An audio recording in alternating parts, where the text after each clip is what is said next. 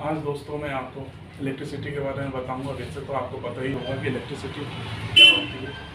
जो हमारे घरों में यूज़ होती है, बल्ब जल रहा है, लाइट जल रही है, इलेक्ट्रिसिटी तो है। लेकिन एक्चुअली में जो हम प्रॉपरी तरीके से अगर उसको समझना चाहें कि इलेक्ट्रिसिटी क्या होती है, या फिर वो स्टूडेंट जिनको पढ़ना होता है कि इलेक्ट्रिसिटी क्या है, तो उनकी डेफिनेशन अगर हम उसको बताएँ तो इस तरह से होगी। तो इलेक्ट्रॉन्स का फ्लो होना चालक में ही इलेक्ट्रिसिटी कहलाता है।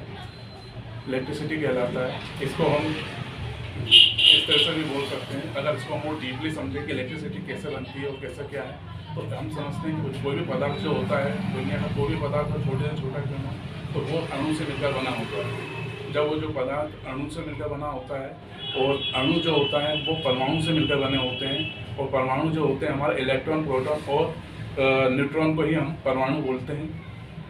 तो न्यूट्रॉन, प्रोटॉन और न्यूट्रॉन जो हुए, इसमें से प्रोटॉन जो होगा वो पॉजिटिव चार्ज होता है, और इलेक्ट्रॉन जो होगा वो हमारा नेगेटिव चार्ज होता है।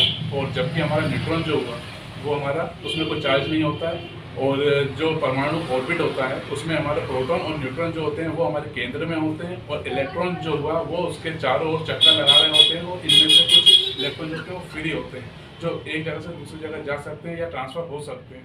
इन इलेक्ट्रॉन का, ये जो फ्री इलेक्ट्रॉन होते हैं, ये इलेक्ट्रॉन, फ्री इलेक्ट्रॉन ही हमारे चालक में जब ट्रेवल करते हैं या फ्लो करते हैं, तो उसी को हम इलेक्ट्रिसिटी बोलते हैं।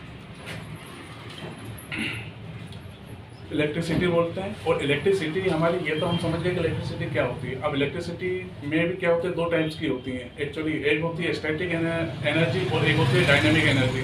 तो स्टैटिक इलेक्ट्रिसिटी जो होगी हमारी, वो किस तरह की होती है, जैसे हम समझ सकते हैं आकाश में बिजली चमकना।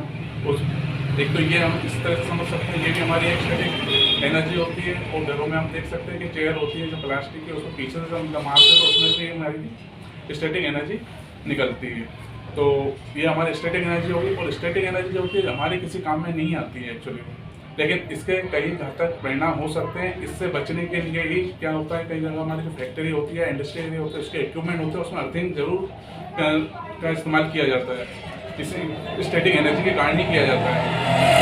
तो अब हम देखते हैं कि ये तो हो गई हमारी स्टैटिक एनर्जी। अब डायनेमिक एनर्जी हम लोग कैसे समझते हैं कि डायनेमिक एनर्जी क्या होती है। डायनेमिक एनर्जी, जैसा हमने आपको बताया था कि इलेक्ट्रिसिटी जो हमारे घरों में पंखा यूज़ हो रहा है, या फैन यूज़ हो रहा है, या एसी यूज़ हो रही है, जिसकी वजह से हमें ठंडाई मिलती है ना, तो ये हमारी डायनेमिक एनर्जी हो गई।